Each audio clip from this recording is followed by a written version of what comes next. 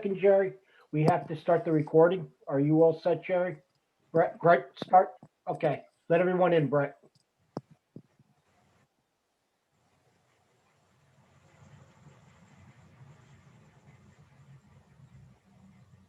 Okay, Jerry.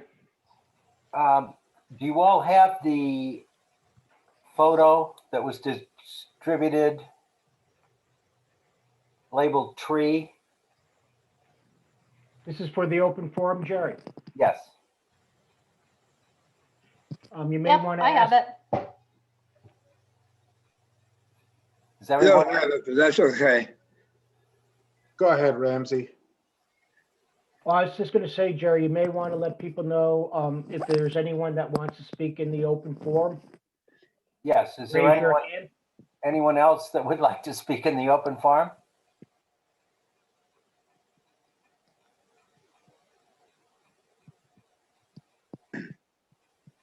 We have one person. Who's that? I didn't see that, Jerry. I mean, I can. Julie on an iPad. She raised her hand? Yes, she did. She's waving it at us now. Oh, all right. I'm sorry. I was looking for the little hand signal. Okay. She's using her real hand. All right. All right, Julie, how are you? I'm good. How are you tonight? Good. I have a question. I don't know what the right who to go to about this, so I thought I'd start with you guys. Julie, I live on I'm sorry, I'm just going to interrupt. I don't know you, so could you just introduce yourself, please? Sure. I'm sorry. I'm Julie Jeffries. I live over in Bronsonwood off Landing Road South, Buffer Drive, Cromwell Drive, and Hillsborough. We're a tiny neighborhood, but we're an awesome neighborhood.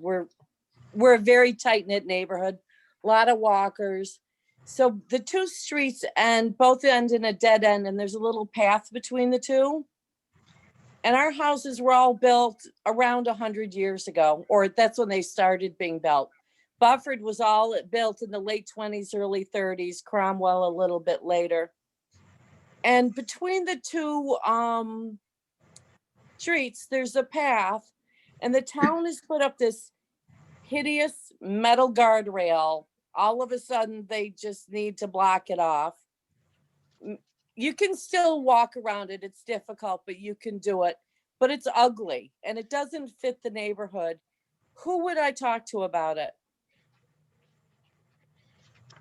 Where did they? I would suggest you talk to the head of Public Works, Mike Guyon. Wouldn't you suggest Yeah, I that? agree. Is this, where was the guardrail? It's the two streets both end in a dead end, but then there's a walking path in between. I think the original plan for the town was to have the roads connect, but it was never done. And we all walk through there, and this is kind of coming up because later, I believe Mary Jo is going to bring up the bridge or wall, whatever you call it, on Landing Road that's set for repairs. And we're concerned that that's going to get the ugly guardrail too. But I thought, since we're on the subject of walls and stuff like that, I didn't know, can a neighborhood be, it's not like there's one structure that's historic. We do have one very historic home in the neighborhood, farmhouse here. I know Julie, a neighborhood is, yeah. May I interrupt for a second? Is the guardrail to prevent people from driving across it? I think there is a ravine off to the side, and my guess is somebody expressed concern that in theory, somebody could drive through, but there used to be the metal, the cement posts. There's a name for them. Bollards, yes. Okay, There so used to be just is cement. this right at the end of the road, Julie? Yeah, but the road. Okay, so what you would want to do is to talk to Mike Guyon, the Commissioner Mike of Public Guyon. Works. His Yeah. number is 784 Okay, 5225. He's also Okay. the Highway Superintendent. okay. What do you think my chances are with them to get something not so ugly? I have no idea. It's worth Okay. it. It's worth a, I need to go by. I thought I didn't realize you were talking about that. I know you're talking about the stone wall on South Landing, but I'd like to see it, and I'd be happy to give them a call too and see if there's anything we can do to put just something to prevent people from driving through, but maybe not quite so Ugly. ugly. Well, I haven't seen it, so I can't say whether Right. it's ugly or not, but it Nope, doesn't. my opinion, but I'm not the only one in the neighborhood Okay. who was upset by it. But I also personally feel it's a safety issue. The way they put it in encourages people to walk way closer to the ravine to get around the guardrail, Okay. which kind of seems a little silly to me. Well, we'll see what we can do, and a Okay. call from you is a good idea. If you'll call, Okay, thank if you'll call Mr. you so Guy, much. that would be a good thing to do. That would be great. Thank you. I appreciate your input. Sure. You're welcome. Thank you. Anyone else for open forum? Okay, may I have the floor, Ramsey? I'm just checking this to make sure. Jared, give me a second. I'm not seeing anyone else. Okay, Jared. Okay, some of you may have gotten a picture of a tree at the rear lot line of our house. It is the one, it is a silver maple. I didn't get any pictures. Well, I don't have a picture. Can we show a picture? Barry, may I ask you for your address, please? 2940 East Avenue. I think it was Thank you. sent in an email by Gretchen, Diane. It did. I can hold up my phone if that will help.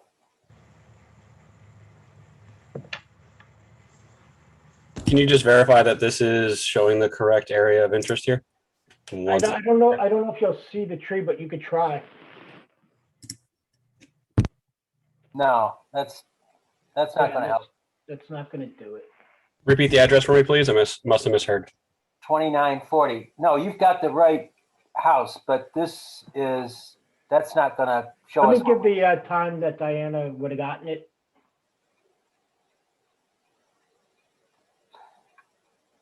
Brett, let me hold this up and see if, in fact, no. I do have it. Sorry. Yeah, you got it? Okay, she has it. Okay, it is a tree on the, this photo was taken from our driveway, and it is the silver maple between the two evergreens way at the back with the ivy growing up it. Several years ago, we came back in the spring, and there was a huge branch that had fallen off, probably 15 inches in diameter, and it just missed the pool cabana, fortunately. And it's probably time to take it down because the electric lines run from the transformer down by across from the fire department up the rear lot lines to serve the houses on East Avenue and South Landing Road. I don't think we need to go through the certificate of appropriateness process. It's on the it's on the lot line, plus it's very close to the electric line. So unless there's any major Jared, the tree tree looks dead. Is that ivy growing on it? it's ivy. Well, it hasn't branched out completely, but I did have Tom Lechner coming over from Clover, and he said, it's hard to tell what kind of shape it's in. He said it could fall down in 3 weeks, or it could fall down in 3 years. But when the huge branch fell down, a good share of the inside was hollow. So there's this huge cavity in the tree, which you can't see because of all the ivy. And I would like to take the tree down. It doesn't have any social or significant influence to the house. As you can see, Jerry, I'm trying to understand, is the tree dead and dying? well, it still branches out at the top, but certainly the limb that fell off was dead. The person that went out, did they say it was dead or dying? and that it should be removed? Well, he suggested, yes, Tom Lechner said it should come down, and we feel the same way. I mean, we can leave it up and wait until it falls on the cabana, and then we've got a huge repair bill to deal with and insurance, or we can, like I said, it has no, as far as I'm concerned, you wouldn't even know it was on the property because it's probably, at least 200 to 300 feet from East Avenue. It's behind the carriage house, behind the other garage, and behind the pool cabana. So there's not much. The only thing behind it is the electric lines and a little sliver of the adjacent lot on Gulfside Parkway.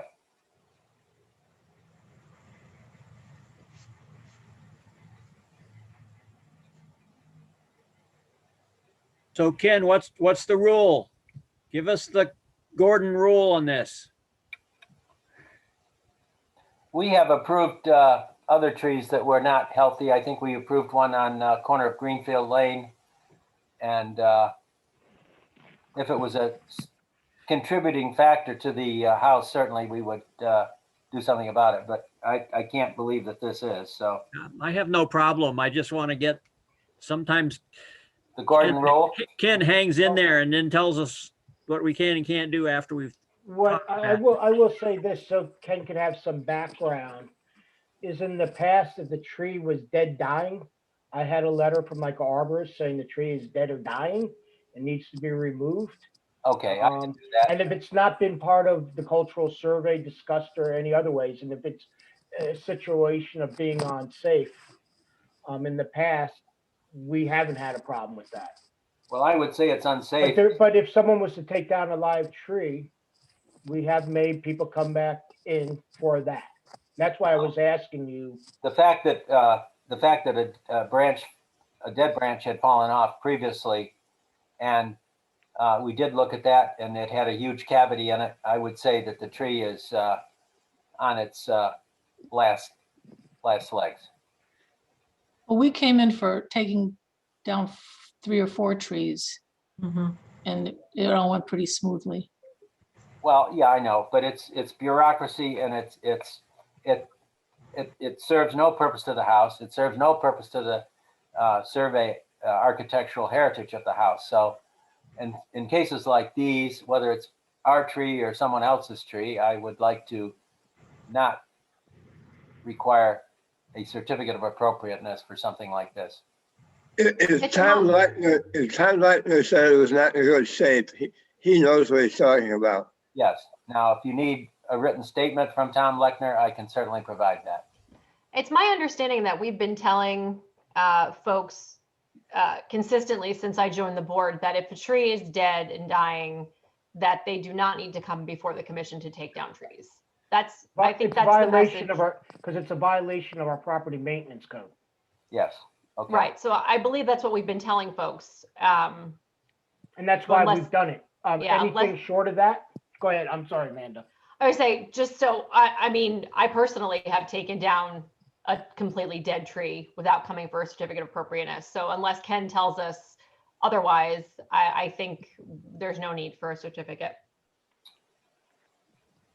So, what our rules tell us is that any exterior, I believe the phrase is alteration, restoration, reconstruction, or new construction of or to a landmark requires a certificate of appropriateness.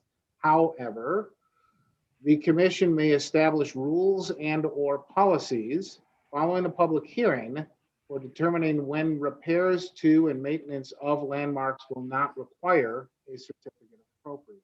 So have we done that? Have we established a policy or rule that says when there is a dead or dying tree, you do not need a certificate of appropriateness? I have only been the attorney to this board for the last 9 years. I do not recall adopting that policy during the last 9 years, but this commission goes before me, so perhaps it's something that was established previously. It was not, I don't believe, established to a public hearing.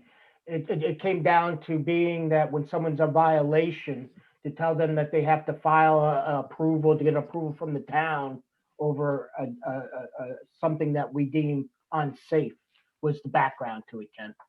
We looked at it that the code and it being a violation was the reason for the policy. If you're saying So- we need to go through a public hearing, we could do that.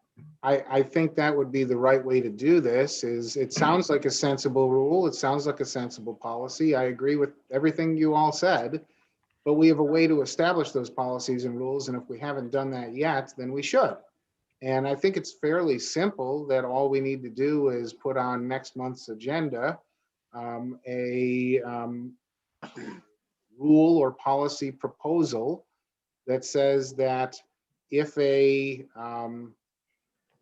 there is an existing hazard on a landmark property that would be otherwise considered a violation of town code, that the homeowner does not need to seek a certificate of appropriateness to remedy that town code violation. If you want to say something like that, if you want to make it specific to a tree, make it specific to a tree. I don't want to tell you what the policy needs to be, but I can tell you procedurally how you adopt a rule or a policy. And if you haven't done that yet, sounds like you should. And then Jerry can go ahead and take down his tree after you adopt that policy. We did approve, as I said, the gentleman that owns the house on the corner of Greenfield Lane and East Avenue did come and just asked if the house has been certified or designated. And he asked if he could take down, there was a tree in the front yard, and we said yes. And there was no policy then, but the tree was not healthy and he took it down. So. Right. Prior violations of the code by the board or by individuals doesn't justify this one. So, Well, whatever. So, okay. not whatever, that's, you No, I asked, agree, you asked for a legal opinion. I'm giving you a legal opinion. The commission's free to do whatever it wishes. So let's put that on the agenda next month then. Very good. I would be happy to write something up. Do you want it specific to trees, and do you want to require a letter from an arborist or, landscape person to certify that a tree is That's dead? what I would do, Ken, is what we've been doing is an arborist or someone that's certified, if they submit that letter to us, is usually the documentation that I keep to show there was a reason why the tree was allowed to come down. And I would specify it for right now for dead and dying trees. Is that a gray area though? So if someone does not have a designated property, do they need that letter? No, No, not as long as it's not, as long as it's not a town tree. That's right, if it's a tree on their property. If it's a tree outside of the right of way, then. that's a whole different process. Right. If That's it's a a tree town tree, they can't. outside of the right of way, on their private property, outside of the right of way, they do not need any approval to remove that tree. Well, now, here's another question. Nor do they need, I'm sorry. Is there a right of way for RG&E telephone lines? Do they have a right of way, or their electric lines? Do they have a right of way for them? Generally, they have easements for their maintenance of their lines and poles, and those include tree trimming, Okay, but not tree removal generally. okay. Yeah, they don't So- usually do that. So Ken, Yes, John. if we wanted to do what Amanda's thinking about and remove trees from designation if they're not identified as contributing, is there a process for that? I think that would be done at the certificate of appropriateness. Well, You're not I think what including it in John's the saying is, designation. I'm sorry, I think what John's saying is in the first instance, when a property is designated, is there a way to not designate trees within that designation? Is that what you're asking, John? Yeah, I'm saying, let's treat the landscape, which we sort of do, certainly hardscape, I think we are very conscious about. you know, if you wanted to be kind to the property owner, you would make us identify those things that they need to be conscious about and eliminate some of the gray areas that might fall in there. So I was just saying, if we started from the standpoint that we're doing the building and whatever the 200 feet or whatever it is that we have, but let that be hardscape or man-made thing unless unless it's identified as contributing, which occasionally landscaping will. I know that we've gone out of our way and on occasion, like when there's a pool house that's newer or a pool, that we've excluded those things at the request of the homeowner. And if we're gonna, you know, run into this question with vegetation, then maybe it's worth considering that also. But Well, Seems- yeah, it there's seems two to me- ways to accomplish that. One would be to have a code amendment, but that would be for the town board to do. And the other would be to craft a specific exception in a designation. That's what we've done in the past. It is. thank you. We have excluded things out. We've made it clear that certain things are included in when they're of vital importance. In the past, I would suggest that we put this on the agenda for further discussion for next month, since we are in open forum. Because it seems like there's a lot of discussion circulating around this potential policy. Very good. What is, but Okay, I'm rather than just have it on for discussion, do you want it on as a public hearing to adopt this policy? Yes, please. Yes. Okay. I'll draft something. Ramsey, if you could shoot me a simple email just summarizing what the practice has been, and then I'll take that email and craft it into a policy, and then we'll have it as part of our agenda. Is that okay, Ramsey? Sure. Well, I I'm don't know not if sure what the we, policy is. well, that's what I'm wondering. I mean, I'd like some All more I want to know is discussion.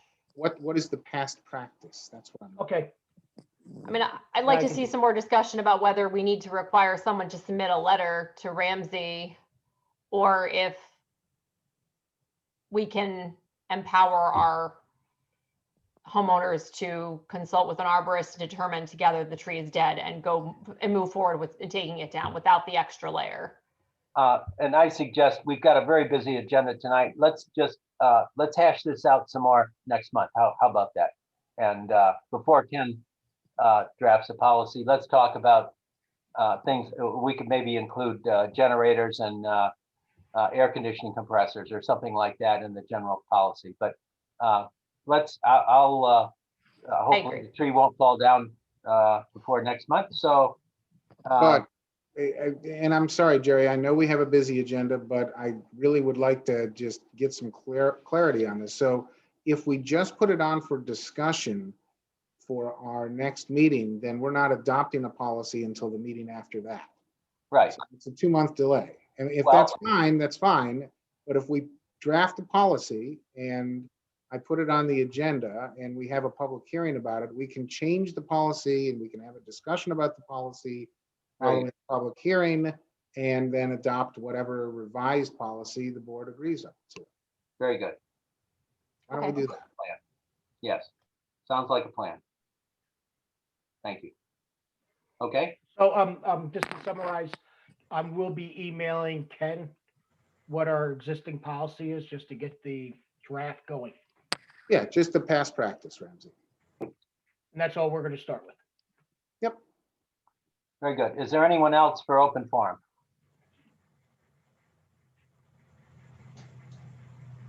If not, I'd like to call the meeting to order. Ramsey, would you call the roll, please? That Ludwig, was preliminary. Yes. I'm sorry. You ready? Okay. Ludwig, Yes. Here. Maybe we Page, should have a better, Yes, I'm here.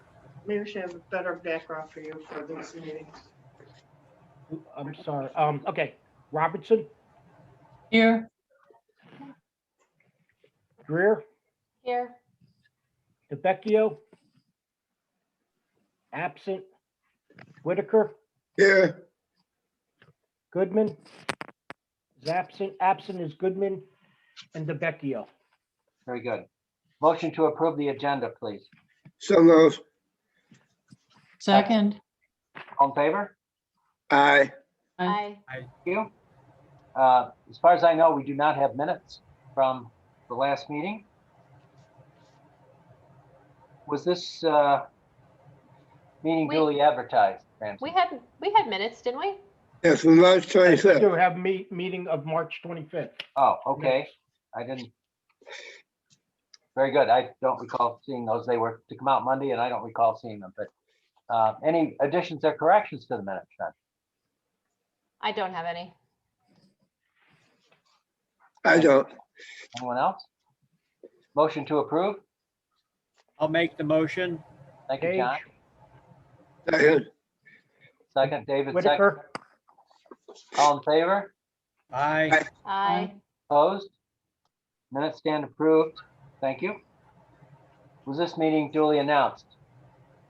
yes, it was properly advertised in the Brighton Pittsburgh Post of April 8th, 2021. Well, that meeting as duly announced will now be held. We have no communications, although I think we did receive one. We'll bring that up later. We have no designation of landmarks. Certificates of appropriateness. First one, 4H-01-21, application of JEM Rochester Properties, LLC, owner of property at 1829 Monroe Avenue, tax number 137.10-1-52, for a certificate of appropriateness to erect a sign for a new business. Is there anyone here to speak for that application? It's Ken Buckley. I'm the owner of Lakeside Restorations. Very good. Ken, you want to just, we've got your application here. Do you just want to briefly summarize what you want to do? Yeah, it's just swapping out the sign that's currently there that was for Aldo's Tailor Shop and putting in our sign. Our sign, we did a similar process when we were just up the street near Lipman's. Mhm. And we just moved down the block, and we're just looking to put a similar sign in. Okay. What is the sign made out of, Mr. Buckley? It's a vinyl sign. It's just vinyl going over a kind of like a plywood type material. So is it lit? It is not lit. It's not lit, okay. Is the existing sign the same size? Correct. Yes. Oh, so you're just going to cover over what's there with new We're- graphics? If it's, we believe that we might need to replace some of the wood because I think there's some rotted pieces on the trim. So I think there are some minor repairs on the wood that's currently there, but it's going to be the exact same size and the same thickness. Okay, very good. Any questions from the commission? I just had one. The sign at the Lipman's building, is that still up? It is still up. I think the owner of that property, I'm not sure if they've released that or not. We have not taken that sign down or anything. It was attached to the building. So you don't have the ability or authority to take it down, is that correct? Correct. Yeah, and I was happy to move down to a different location. I think, yeah, never mind. Very good. Any other questions or comments? There's a temporary sign up there now, right? That is correct. Yeah, it's Yeah. just a quick thing, just because we had so we are able to have limited people come in to be able to purchase something just to keep the business going. Yeah, I saw it. Okay. Any other questions or comments? Ken, do you have a motion?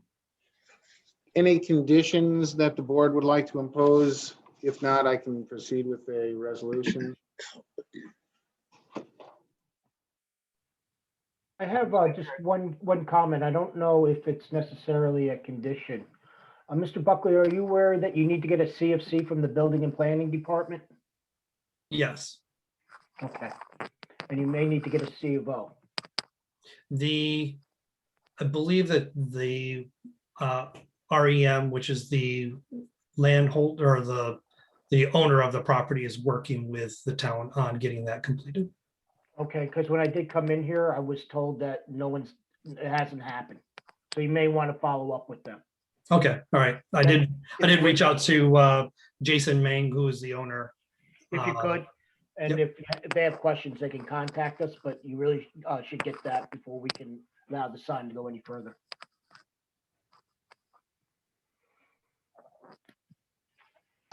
With that, let me make the following proposed resolution.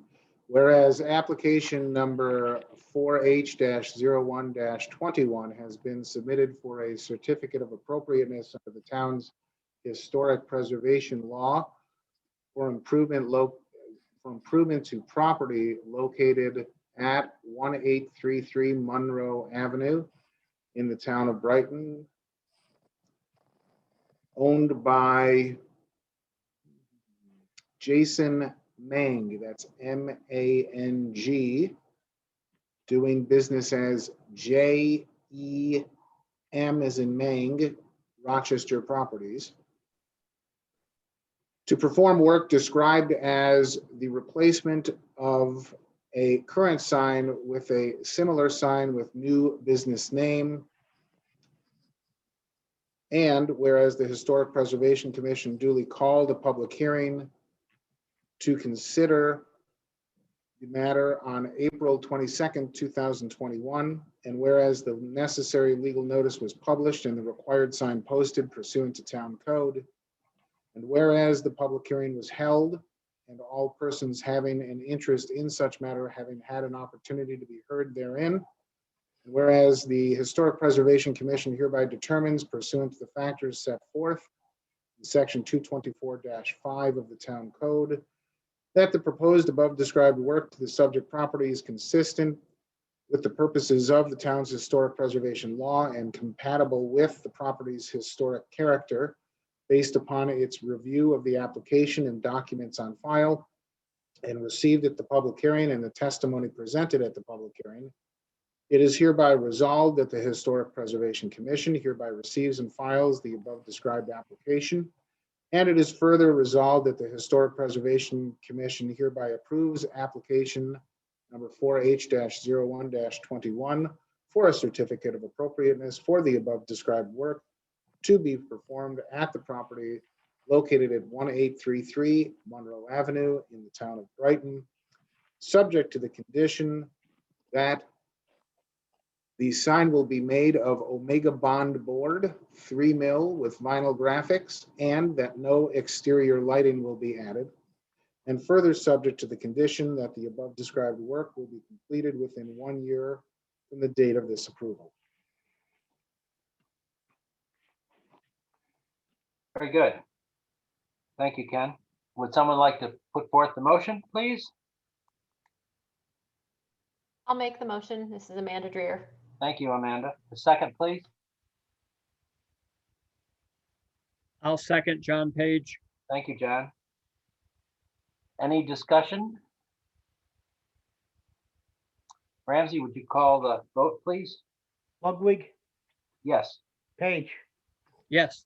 Robertson, Yes, Greer, Yes. Whitaker, Yes, motion passes. Very good. Thank you. Thank you. Thank you. Next item. 4H-03-21, application of 2290 East Avenue Properties LLC, owner of property at 2290 East I Avenue. think we had a 4P221, Jerry. Pardon me? I think the second item was 4P221. I have something wrong? Application of, The next application should be Yes. 4H-02-21. yes, Oh, yes, I'm sorry. Application of Mitchell and Kimberly Ball, owners of property at 15 Southwood Lane, tax number 150-06-5-12, for a certificate of appropriateness to install a wood shadow box style 6'6" fence to enclose the rear yard. Is there anyone here to speak to that application, please? Yes, I'm here. This is Mitchell Ball. Mitchell, fine. Would you just tell us what you'd like to do? Sure. So what we're looking to do is we currently have a split rail fence. The split rail fence encloses the majority of the portion of the lawn that we're talking about, which is on the instrument survey map listed a little further down below. The split rail fence, portions of it are in disrepair. So it's been something we've targeted since we moved in here in December of 2018. And so through the course of the last few years, we've been investigating fences that are of the style and or period of the house. And in addition to that, we're looking for something that provides a little more security. We have 2 small children. As you know, approximately a year ago, unfortunately, there was a car that exited the road, and a young child and a woman were killed across the street from us.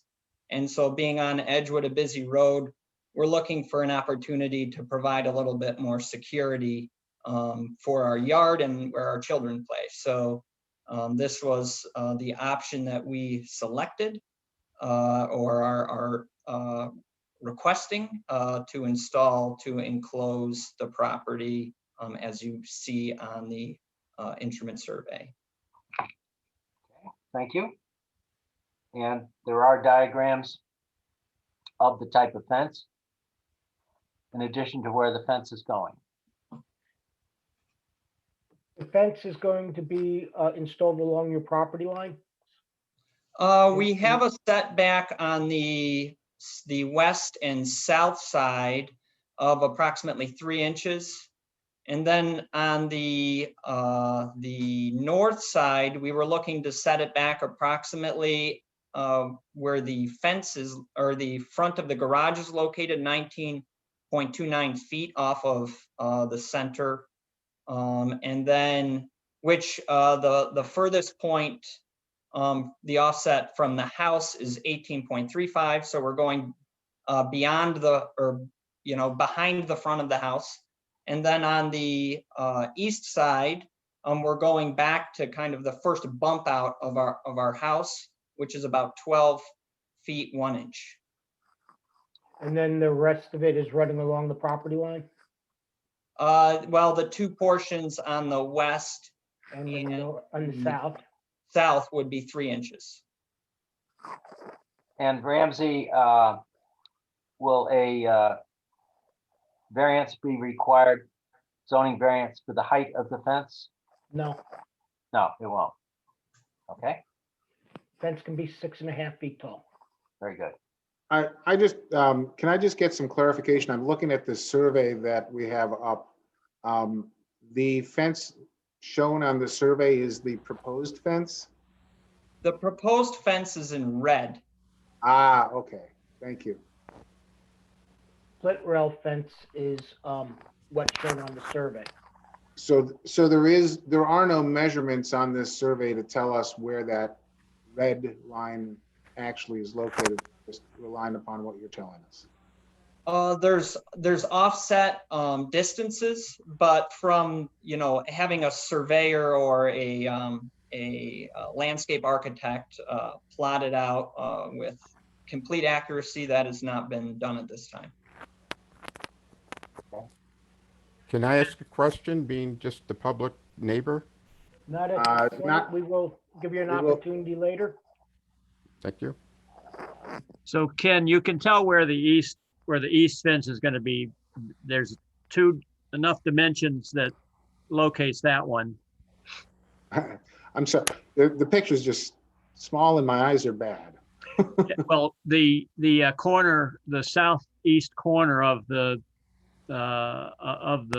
house that's closest to the road is 12.07 feet away from the property line, and then that section of house going back is 12.1, so it's 24.17, assuming that is parallel to the Edgewood there. So that one is well identified, and the other ones, as Mitchell said, are 3 inches inset from the south and from the west.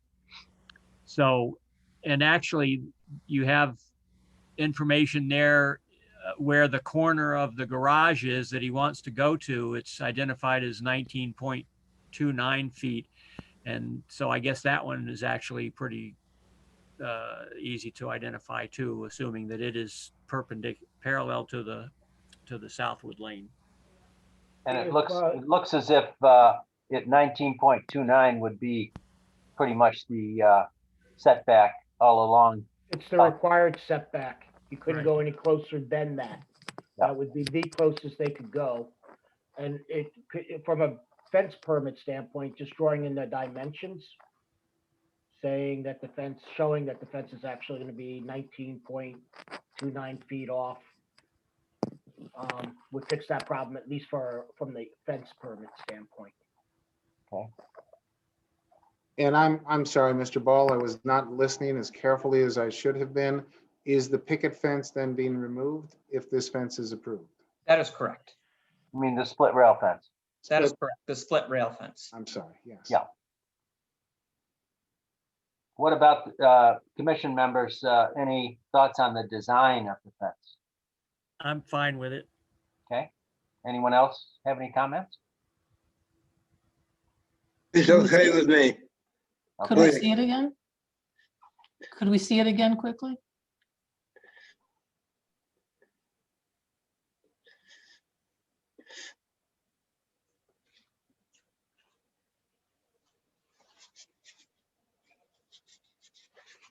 There you go. You saw That it was quickly. close. That was fast. Is that quick enough?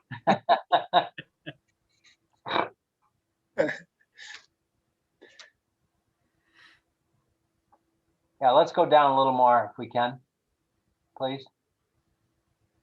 One more. One more. Yeah. There. Oh, all right. Right there. And so the fence, the trim on the house is white. It's the paint color on the house, although we didn't paint it, is the bare color is called Sly Fox. It's a red color. So we'd look to stain the fence white to match the trim on the house after it does the year or so of off-gassing. Okay. Stain or paint? Stain. Yeah, I would recommend a stain if it's treated wood, I think, over paint. Thank you. Okay. Well, I'm just wondering about I'm wondering about the other property lines. With relation to the house, we have some pretty set dimensions, but do you have markers to mark the boundaries?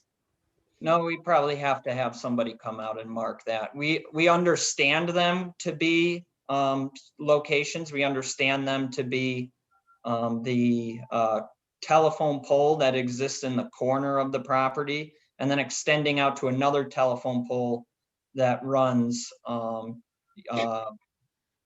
parallel to the property line. So we have to have it surveyed? I believe so, yes. Okay. Yeah, best keep it on your property, I think. Well, if I could, this is just some free legal advice for you, Mr. Ball. If you are going to put this fence up, absolutely have your property surveyed and have your fence installer have a copy of that survey so that they place this fence on that south boundary and on that west boundary, right on the property line would be ideal. And the reason is because you don't want to create a title problem for yourself down the road if you cut off a portion of your property, even if it's a matter of a foot or more, it would create a title problem. Within a foot, no problem, but if it's more than a foot deviation, you create yourself a title problem. Good point, Ken. Thank you. Any comments from members of the commission? Ramsey, I believe we have someone who wants to speak. You do? I would like to speak if I may. Yes, Mr. Wall. I'm on the south border, I'm sorry, west border. Mitch, how much farther is the new fence going to be from the split rail? I honestly have not measured those distances, but I believe that to the shed is 22 feet. I have not measured those dimensions, full honesty. Well, my question is how much of that fence is going to be moved into our site and our property line? Because I'm on a variance. So I wouldn't move it over your property at all. That wouldn't be the intention. It would be to go towards the property line. So in the application, I had a 3-inch setback. I've heard Mr. Gordon's recommendation. Uh-huh. So it would look to go, on the property line. So Well, it would be further over where the apple tree currently is. Uh-huh. It would enclose the apple tree. So it would get closer to the garage then, going towards Southwood. It would get closer to the garage going, yes, towards the west. There's not a whole lot of room there. If you're going to pull that in 15 feet or 20 feet. Well, I suppose we would probably need to go out and measure it together. Yeah. Yeah, I'm not trying to cause a problem, but I just want you to know that I'm on a variance. And if you go with what I'm looking at here for the tape map, I always thought there was a setback on the property line, but if that's not any longer a ruling, then we need to talk. So this is a question for the Historic Commission. If let's say the certificate of appropriateness was approved, and then it was determined that we wanted to put the fence in closer to our property line, what would that mean? Do we have the ability to do that, or do we not? I mean, within our property line, not closer to the property line, but further away from the property line. Would we have the ability to do that, or would we need to come back to the Historic Preservation Committee? Ken? Sure. I think you'd be fine with the approval as I will draft it momentarily. But your 3-inch tolerance is fine. That map showed that the southwest corner of the fence was 16.97 feet from your property line. So, I think you're talking about moving it closer to that western property line. You could move it 16 feet and it would be less than a foot away from the property line, which would be, as I said, within the tolerances that are accepted by Monroe County title standards. If you are thinking about having it more than a foot off the property line, I would suggest that you talk to your real estate attorney before you do that. Can you repeat that again? If you're thinking about having it more than, in other words, set back from your western property line more than 1 foot, you should probably speak with your real property attorney before you do that to find out if that would create a problem for you or your successors in interest when they go to sell the property, whenever in the future that might be. Okay. But what you're proposing within 3 inches is certainly within Monroe County title standards, and there is no side yard setback for a fence of this nature.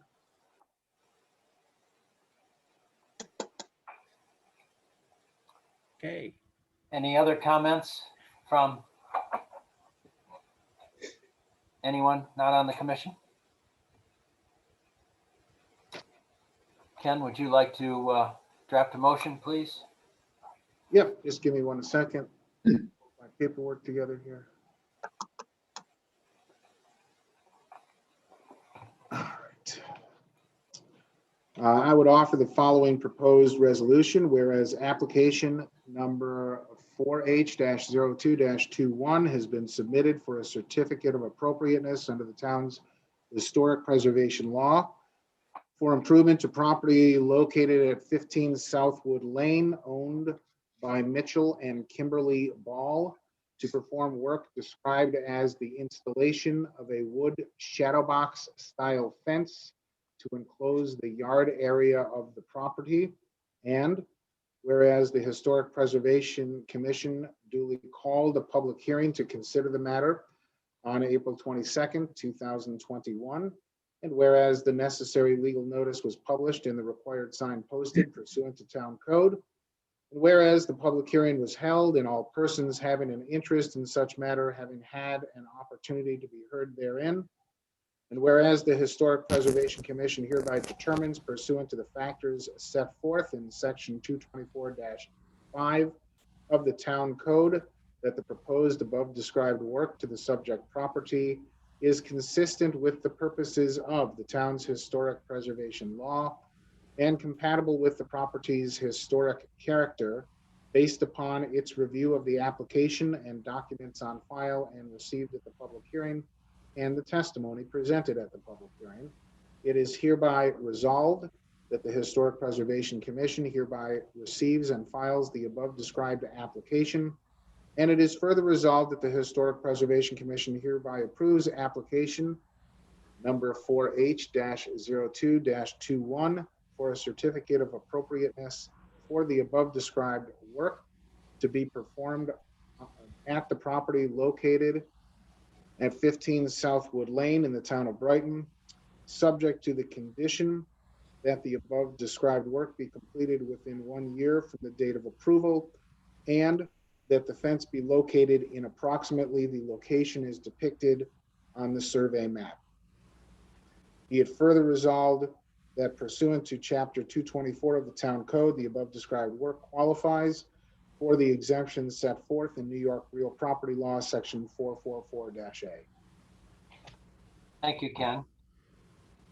Would someone put forth the motion, please? I'll make that motion, John Page. Thanks, John. Second, please. I will. Thanks, David. Any discussion? Ramsey, would you call the vote, please? Robertson, Yes. Ludwig, Yes.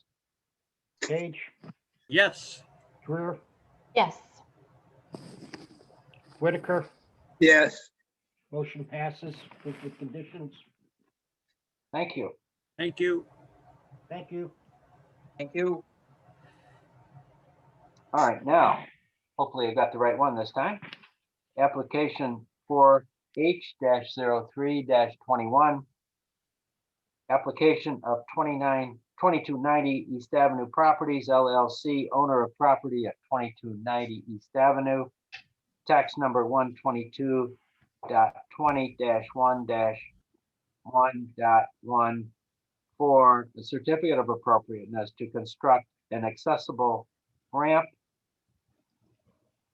to the renovated carriage house, parking spaces, and other site improvements. Went by the other day and saw some roof framing going on. Who is here to speak on this application, please? This is Link Swedrock with BME Associates. Also, Troy Beckwith with Calibro Properties is here as well to speak to this application. The project, as you can see, the building you guys had already looked at for a certificate of appropriateness for the renovation to the carriage house itself. We're back to discuss adding that accessible ramp that you see on that elevation there with stairs. Because of the grade out there, we just need to get everybody up to that first floor elevation where they can walk into the carriage house. I believe that's, and then we called out the details for ADA accessible ramps and handrails, typical ADA rails, the brick and everything else with the garden in the front is consistent with what you saw before. So we also had added some parking in front of 2300, which I'm not sure that we need to talk about with this board, but the planning board granted us site plan approval for that last night, so which is shown there. They do have to review the parking. It is part of Okay. the certificate of appropriateness application. Okay, so we added eight additional parking spots over by 2300, which is where we did the building addition and the accessible route before. We're adding the 8 spots and a sidewalk and moving some accessible spots around to try to make it easier access to that first floor where they put an elevator in, to provide access to that, and also provide so it provides them just a little closer area. We'll be cutting into that bank there. You can see where the grade changes up behind the parking. Just add those spots there. They're all far back off of 96, and it'll be down below. It's about all. No trees are being removed. We're just trying to add a few more spots and get some accessible spots closer to the door for 2300. So I think that's about what we're here to discuss with you tonight. And then, like I said, Troy and I are here to answer any of the questions the board might have. Thank you. Any other comments from either you or Troy? Did I miss anything, Troy? Oh, I think we got it all. Obviously, when we designed the as we presented before with the rear house for 2300, we kind of overlooked the fact that we need a ramp to get in there, so to meet ADA compliance. So I think between Gary and Link, we come up with a good plan that fix the character of the house, and I think you guys would be happy with it. So. Okay, very good.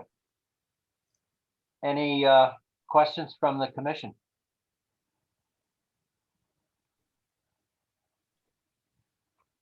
Comments? Okay, anyone from the audience? Okay, Ken?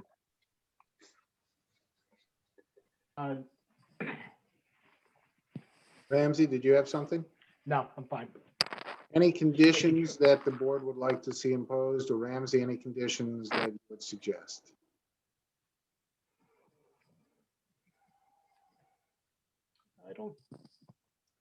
I don't have anything besides the usual condition that the work has to be completed within 1 year, Ken. Okay. And it must be done according to the plan submitted, testimony provided. Yep. Materials presented. Okay. All right. So here is the resolution that I would propose on this matter. Whereas application number 4H-03-21 has been submitted for a certificate of appropriateness under the town's historic preservation law for improvement to property located at 2300 East Avenue in the town of Brighton, owned by 2300 East Avenue Properties LLC to perform work described as providing a new ADA accessible ramp and concrete sidewalk along the south and eastern side of the carriage house. Are the 8 parking spaces part of this C of A application? It is. Yes. And Yes. to install 8 parking spaces adjacent to 2300 East Avenue to the west, with 2 designated ADA parking spaces with sidewalk connection to the existing ADA route to 2300 East Avenue.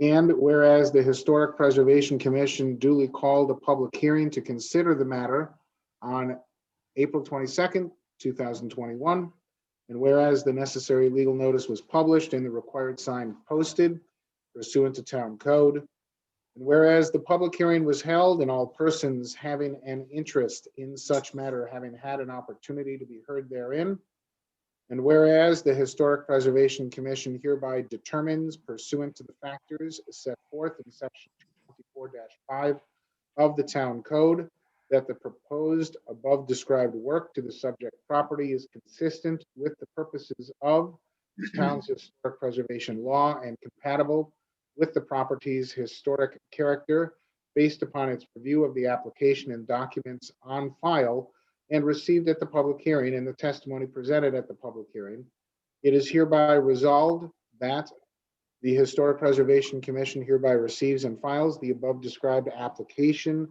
plans attached thereto, and it is further resolved that the Historic Preservation Commission hereby approves application number 4H-01-21 for a certificate of appropriateness for the above described work to be performed at the property located at 2300 East Avenue in the town of Brighton, subject to the condition that the above described work be completed within 1 year from the date of approval, and that the work be performed in accordance with the plans and specifications submitted with the application.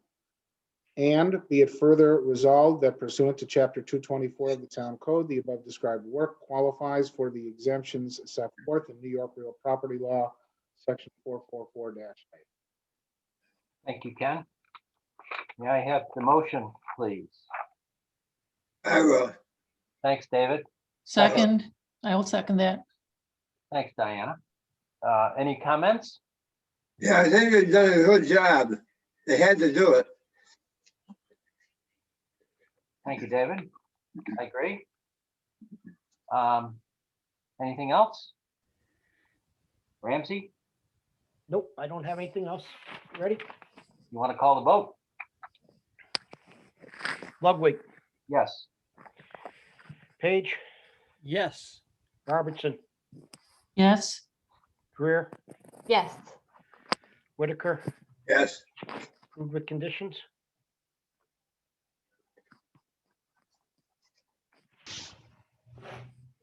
All right. Thank you. Very good. Thanks, Thank you. everyone. Thank you, gentlemen. We have no hardship applications. Public hearings are now closed. New business. Want to address this letter that was sent by Julie Jeffries. Is that Mary Jo? Is the wall on South Landing part of her letter, or is this strictly? Oh yeah, this is part of the letter. Yeah. Went by this the other day. I called Mike Guyon. I said, what are you planning to do? And he said, well, not much. He said I said, well, it looks like it needs some repointing and some masonry repairs, but I think that's the extent of what they would do. I don't think they'll put up any metal guardrails. I brought that up specifically and he said, no. They wouldn't do something like that.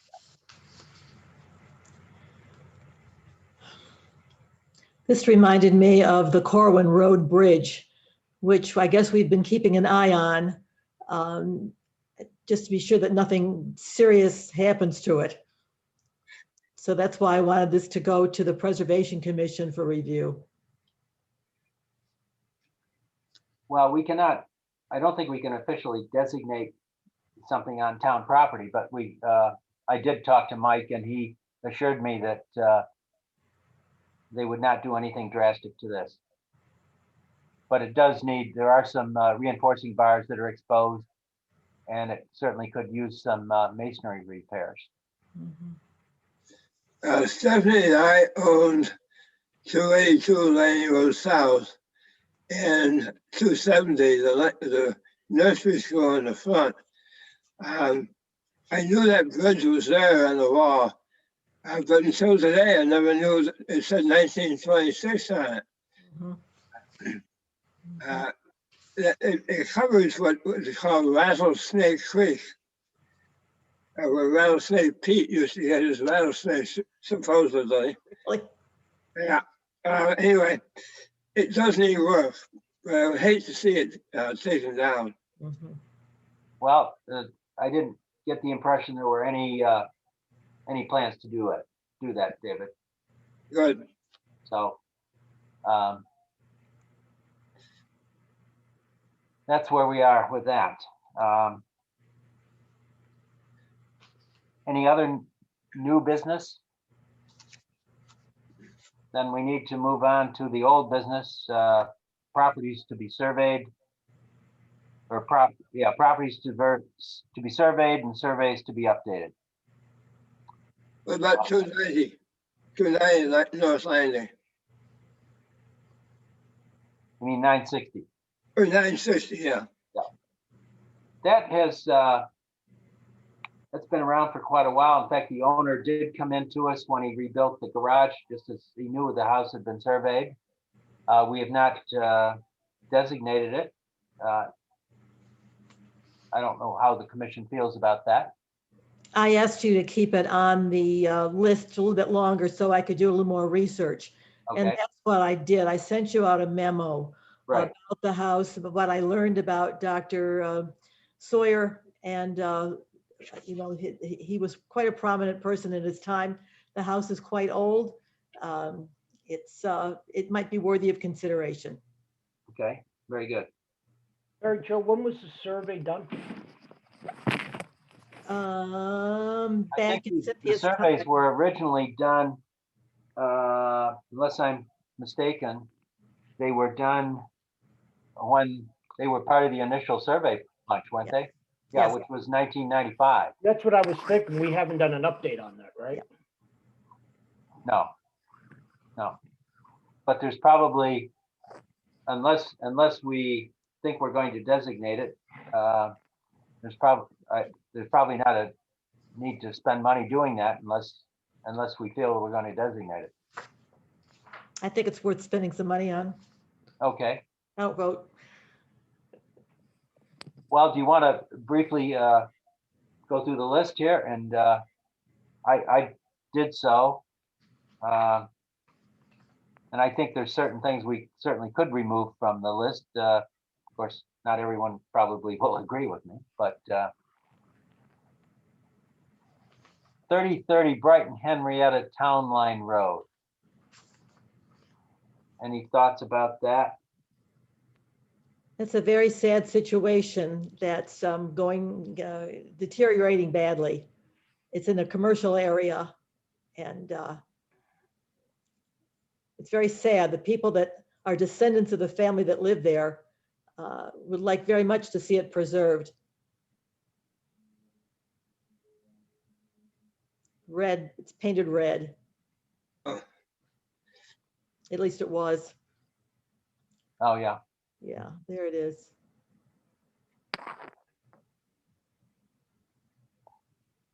Do they live there now? Mary Jo? Pardon me? Are descendants, do they still live there or who? No, they don't. They're just very active. I think they live out in the east suburbs, but they are very interested in seeing it preserved. Is it vacant? It looks vacant to me. Could be. Mhm.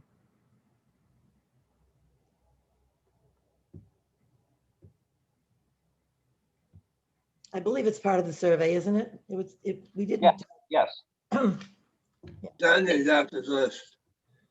I agree. I drive by it a lot, and it's in pretty bad shape. I would be surprised. I don't know if it doesn't look like anyone's living there or doing anything with it. So I would say we might as well move forward with the survey update or take it off the list, because I don't think I think it's time to make a decision. There's and along that regard, there's the house on, I believe it's South Clinton, one of the bricks that has just gone into total disrepair. 1981. Pardon?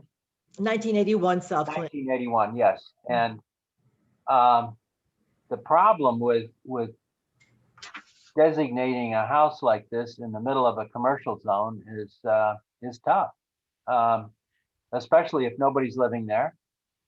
And do we know who? Yes. Do we know who owns the house on Brighton Henrietta Town Line Road? No, I don't know.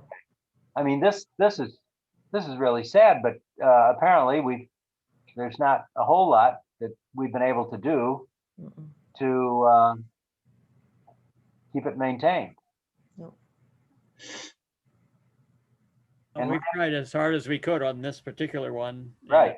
There's the law doesn't really have anything that's going to protect it.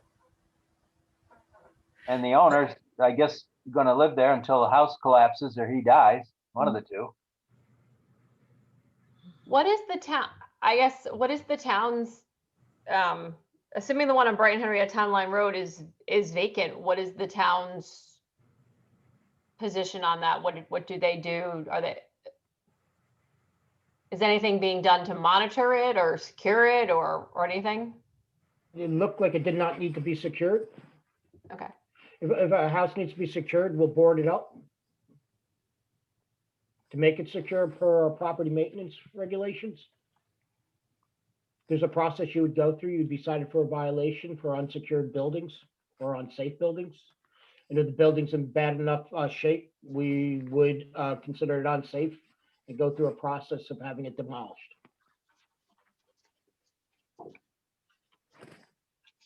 We looked into this a few months ago, quite a while ago, and I thought it had some charm, but it doesn't seem to be on anybody's to-do list. So I guess I have to change my mind. I mean, I think it's the sort of thing that could be repurposed for, I don't think it would have to stay a residence. I think it could be repurposed, but that's what I thought. I thought it could be a charming little entryway to something, but it's not happening. There are other residences in the area that have been, I don't think they are of the historic quality of this, but they have been repurposed into businesses. So,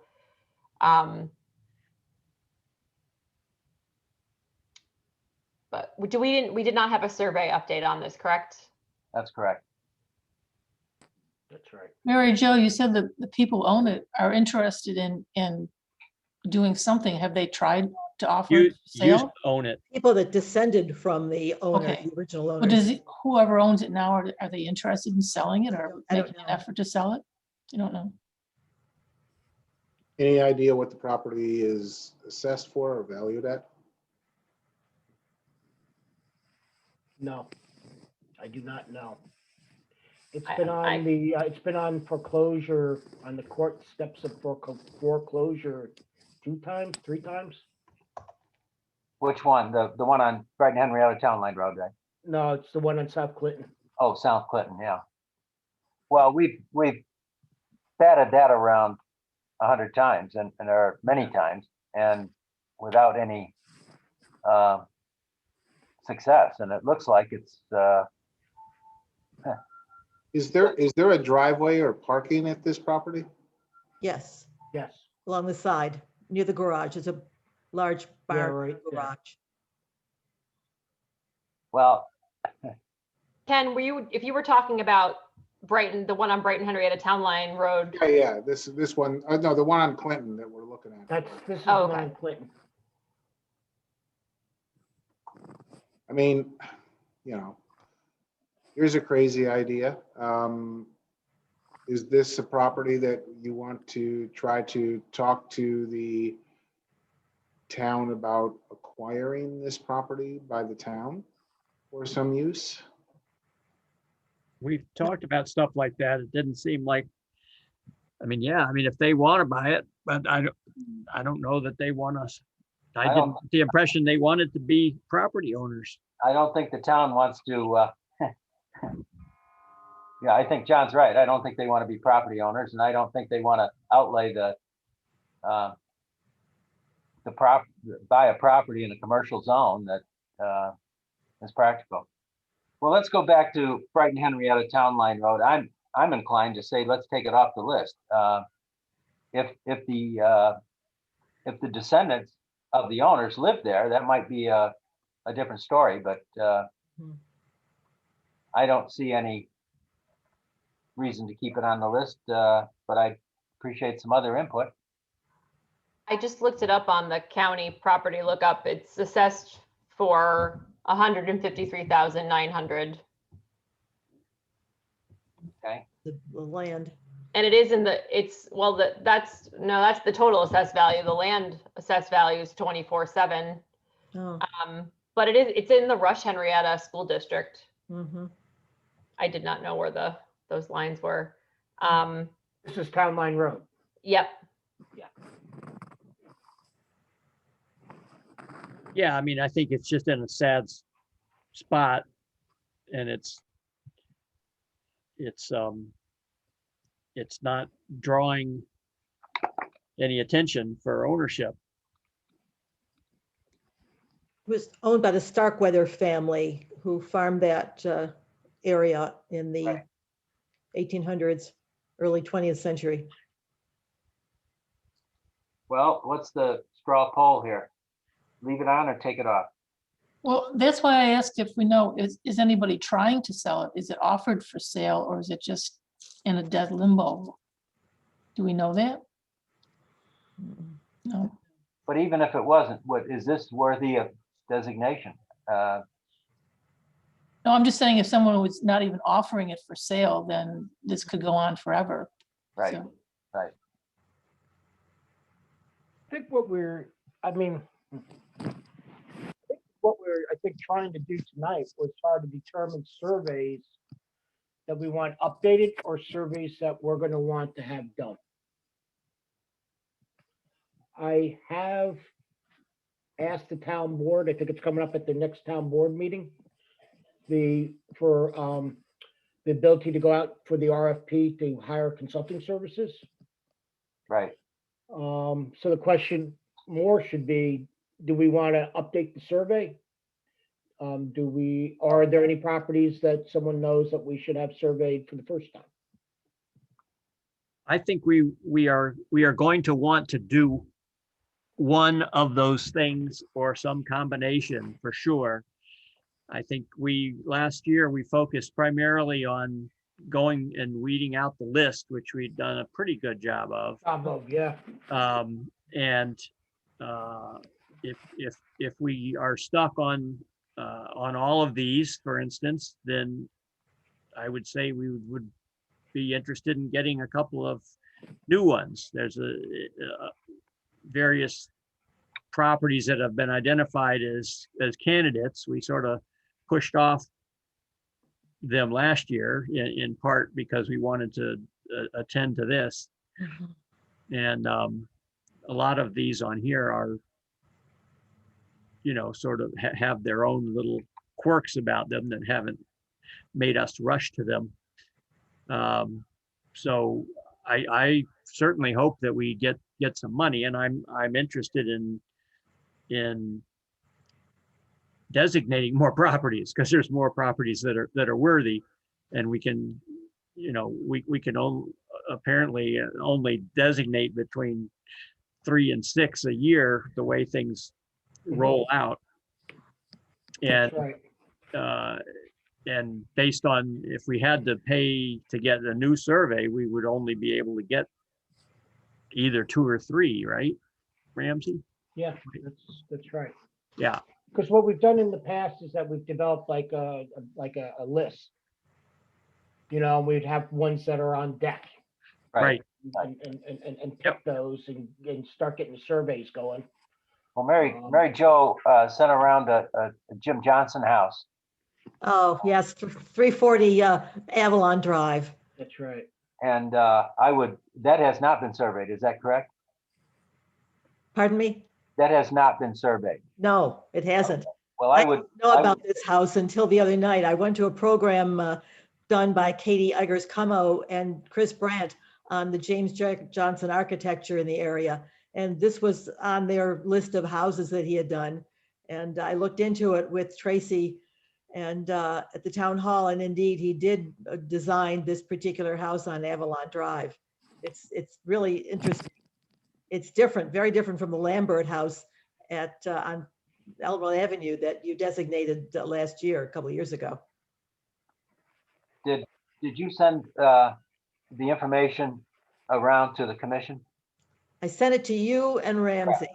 And I said, yes, I thought it would be good to survey that one. So I think maybe a first step would be to have that sent around to everyone. It's certainly different. I think that's appropriate, but it's also Jim Johnson. So that makes sense. And then you mentioned also updating Landing Road. Landing Road. Can I get the address on Avalon? 340 Avalon. It was built in 1971. And Mary Jo, do you have information on it, or what am I sending out to the members on it? Not a lot of information, but I think a survey would be a slam dunk because, as I said, Katie Eggers-Cummo was one of the people who presented information about the house to this, there it is, at the meeting that I attended on the architecture of James Johnson. How old is the house? 1971. It just makes it. So, yeah. Well, I think we do need to turn our focus to some of the, I think, the newer houses, because I think we've discovered that there are things that are worthy of designation. So I mean, I would be in, I have seen a previous presentation. I did not see the presentation you did, Mary Jo, but I've seen a previous presentation by the same, architectural historian and architect before, and agree that the architect is falls within the possible designation requirements. So I would be in favor of getting a survey on this once we have a contract to do so. So we had posed some other properties like 69 Glen Road. Yes. And 1041 Highland Avenue had been floated and then put on hold for consideration while we weeded. And the 69 Glen Road is a quirky little house built in the like early 1950s by a carpenter, and that has a great backstory, and it's a nice house. And then the one at on Highland Ave, 1041, is called the Storybook. Yes.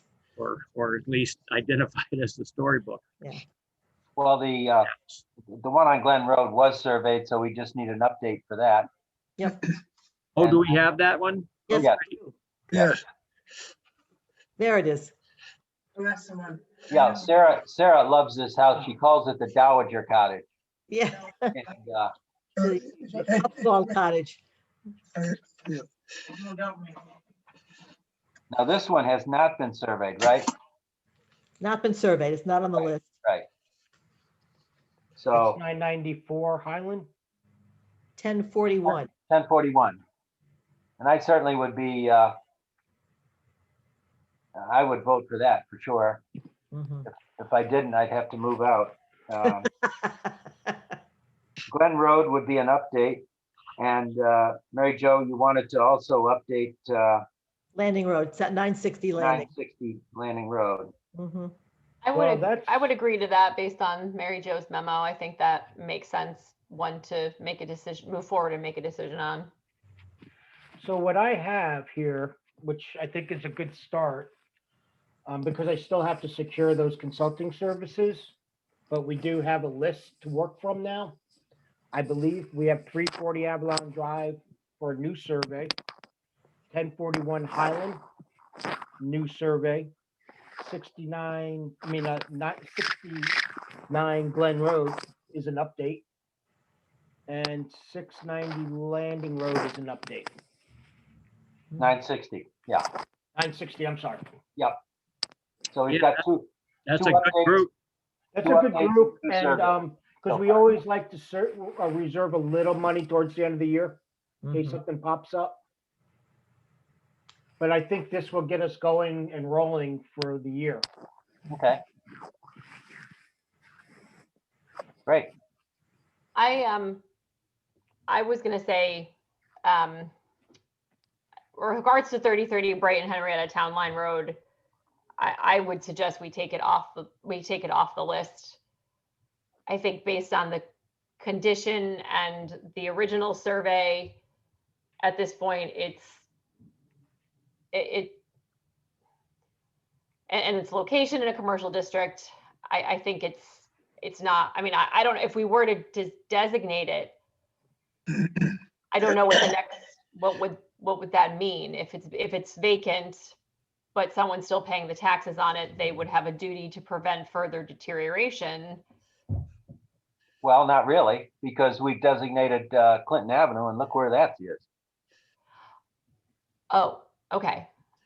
So, Well, they have the duty, but whether they do anything is, That's the problem. whether they meet Yeah. the duty or not. And I think this is in such a location that at some point, I imagine it will be sold and commercial development will go there. And while it is a loss, I don't think it is of the impact that it would be worthy of designating at this point. very good. Okay, so we can remove, I would, well, We let's, would need to do that by, I believe, resolution if we, in a vote, if we want to remove it off the list. well, let's, Rand, the other thing is, can we, yes, I guess we need to do them individually. Because I certainly would agree that 868 Clover Street should come off. That we batted around several times. It was Ken Keating's house, but you know, who knows who Ken Keating is anymore. Oh, Oh, No, come on. No, seriously. the only senator from upstate New York. And Also got Ken Keating's house on, I believe it's on, it's either Elmwood or Elms Creek. it's 35 Elmwood. Elmwood Avenue is designated. And that Right, was his right. But big- this house has got aluminum siding on it. It's nothing special. We've talked about it before. I would be in favor of taking it off the list. yeah, me too. But Jerry, if we are gonna mark what we do by what people know about, we can just close up shop right now. No, I know, but you know, okay. Well, all right. So how much, do you want to try to do some of this tonight, or do you want to just, The purpose yeah. of what I put on the agenda was just to get the list and get ourselves together for the upcoming year. To okay, identify surveys that we wanted to have updated. very or good. Surveys that we would want to perform. Then- There's been times where it's taken us a few months to get to this list, so I'm feeling pretty good that you guys were able to punch it out tonight. Well, then I would suggest for folks to go through the list to see who feels things should come, what houses might be taken off the list. We can address that at some point. Yeah. As to the property at 3030 Brighton Henrietta Town Line Road, I just took a quick look at the Monroe County tax site. The taxes are actually paid up to date, including the 2021 county tax. And it's owned by something called Brighton Business Park LLC. Buckingham Properties. Oh, Okay. Oh, Pretty interesting. sure. Well, they I'm should, pretty sure. they've That- got that- to that do makes something sense. with it. It looks bad. It doesn't look secure to me. It doesn't look, yeah, it's not in good shape. I don't think they're gonna move into it anytime soon.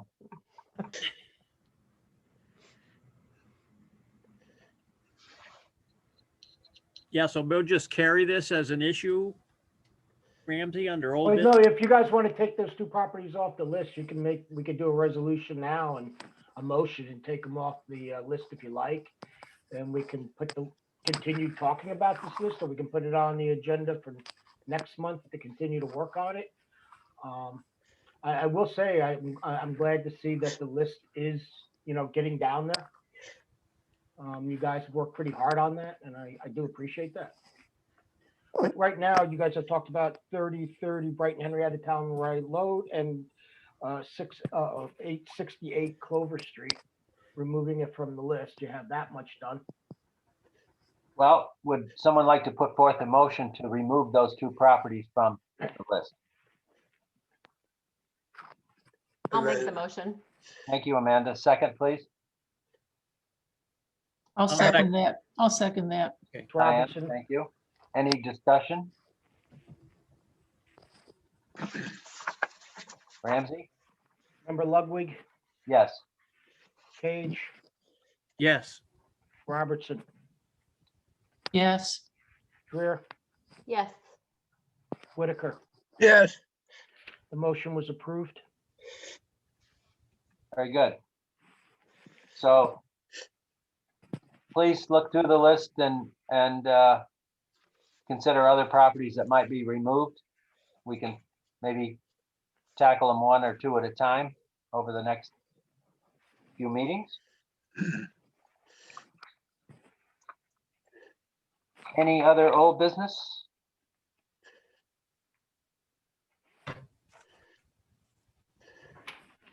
Motion to adjourn?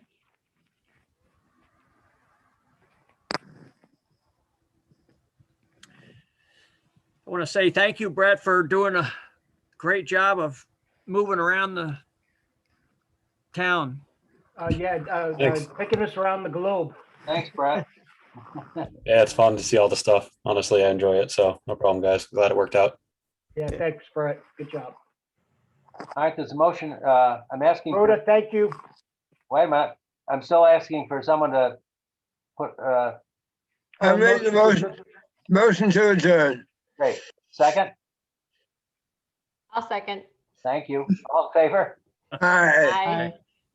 Meeting Everyone, stands thank you. adjourned. Thank you all very much. Good night, everyone. Good night. Thank you all. Good night. Rhoda, thank Ciao, you. ciao. Brett, Good thank you. night.